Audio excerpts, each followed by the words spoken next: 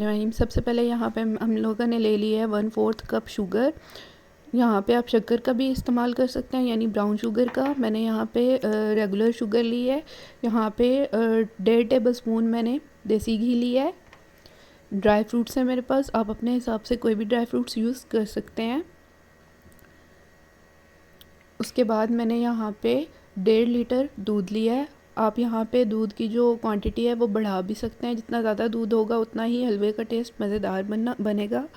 और यहाँ पे मैंने 9 अंडे लिए हैं। यहाँ पे मैंने कढ़ाई के अंदर दूध को ऐड कर दिया है और फ्लेम यहाँ पे मैंने बिल्कुल हाई रखना है। यहाँ पे मैंने 2 अदद क्रश की हुई इलायचियाँ डाल देनी है। यहाँ पे आप इलायची पाउडर भी यूज़ कर सकते हैं। मैंने यहाँ पे इन 2 इलायचियों को इस तरह से क्रश करके इसके अंदर ऐड कर दिया है। इसके साथ ही मैं इसके अंदर चीनी भी ऐड कर दूँगी और दूध के बॉईल होने का वेट करूँगी।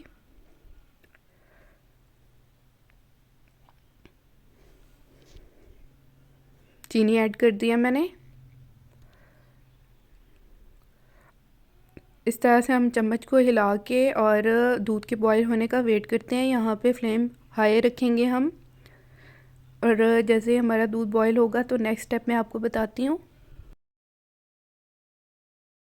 हमारा दूध बॉईल हो चुका है और अब हम इसके अंदर अंडे ऐड कर देंगे। यहाँ पे मैंने अंडे तोड़ लिए हैं। यहाँ पे आप बेटर ये रहेगा कि आप यहाँ पे अंडे फेंट के यूज़ करें। मैंने यहाँ पे बग़ैर बीट किए एग्स इसके अंदर ऐड कर दिए हैं और कंटिन्यूसली इसको स्टर करती रहूँगी, क्योंकि मैं पहले भी बनाती रहती हूँ, तो इस वजह से यहाँ पे स्टरिंग के दौरान मेरे जो एग्स हैं वो कम्प्लीटली टूट जाएंगे और मुझे ज़्यादा प्रॉब्लम नहीं होगी। लेकिन आप इन अंडों को फेंट के यूज़ कर लें। यहाँ पर मैंने अब घी इसके अंदर ऐड कर दिया है। यहाँ पे ये है कि जब इसके अंदर आप घी या बटर वगैरह ऐड कर देंगे तो उसके बाद आपका जो दूध है वो ज़्यादा जल्दी ड्राई होगा, तो आपको इसके लिए आसानी होगी। वैसे इसके अंदर ज़्यादा घी की जो क्वांटिटी है वो यूज़ नहीं होती, क्योंकि दूध के अंदर से भी जो खोया वगैरह निकलता है तो उससे हमारी जो नीड है वो पूरी हो जाती है। लेकिन थोड़ा बहुत घी इसके अंदर इसलिए ऐड किया जाता है ताकि इसके ड्राई होने में आसानी हो।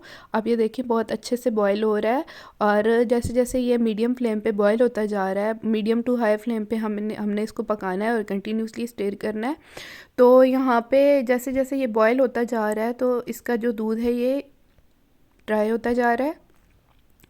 हमने इसको इसी तरह से पका लेना है।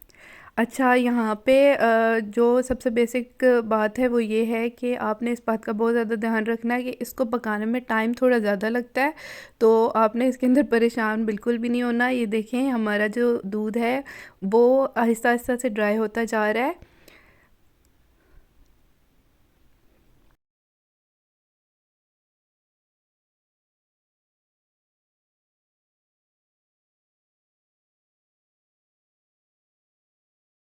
Almost takes 45 minutes to 1 hour, तकरीबन 1 घंटा लग जाता है इस दूध की ड्राई होने में। आप देखें बिल्कुल हमारा जो दूध है वो ड्राई होने को है और बहुत कम मिकदार रह गई है इसके अंदर पानी की।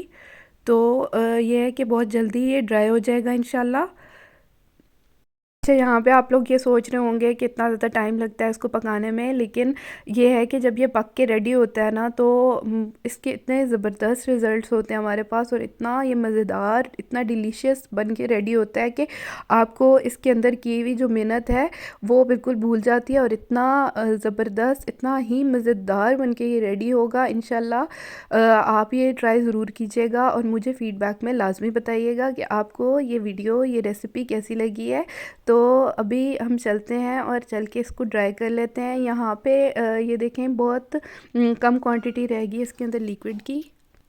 पकते पकते ये देखें ये घी छोड़ना शुरू हो गया और इसका कलर भी चेंज होना स्टार्ट हो गया। तो यहाँ पे आपने जो फ्लेम है वो लो टू मीडियम रख लेना है, बहुत ज़्यादा हाई फ्लेम नहीं रखना। यहाँ पे मज़ीद 10 to 15 मिनट्स लगे हैं और ये देखें जी इसका कलर ऑलमोस्ट ये रेडी होने वाला है। यहाँ पे बिल्कुल लो फ्लेम रखते हुए आपने इसको पका लेना है, कंटिन्यूसली स्टिर करते हुए। यहाँ पे आप जिस बर्तन में पका रहे होंगे वो थोड़ा बहुत जल तो जाएगा, लेकिन यह है कि यहाँ पे आप ये भी कर सकते हैं कि इसको किसी दूसरे बर्तन में कन्वर्ट कर लें इस स्टेज पे और मज़ीद इसको ड्राई कर लें। आप इसका कलर चेक कर सकते हैं, इसका टेक्सचर चेक करें। जी जनाब, तो हमारा हलवा बन के रेडी हो चुका है। आप देख लें कितना दानेदार बन के रेडी हुआ है ये माशाल्लाह से। अब हम इसको डिश आउट करते हैं और चलते हैं इसकी फ़ाइनल लुक की जानिब। जी जनाब, तो जब तक मैं इसको डिश आउट करती हूँ तब तक जल्दी से मेरी वीडियो को लाइक कर दें, मेरे चैनल को सब्सक्राइब कर दें, अपने फ्रेंड्स एंड फैमिली के साथ शेयर कीजिए इस मज़ेदार सी रेसिपी को और इसको ट्राई करके मुझे फ़ीडबैक में लाजमी बताइएगा कि आपकी ये रेसिपी कैसी बन के रेडी हुई है। और मिलूँगी मैं एक नई वीडियो के साथ, तब तक के लिए अपना ख्याल रखिएगा और मुझे दुआ में याद रखिएगा। अल्लाह हाफ़िज़।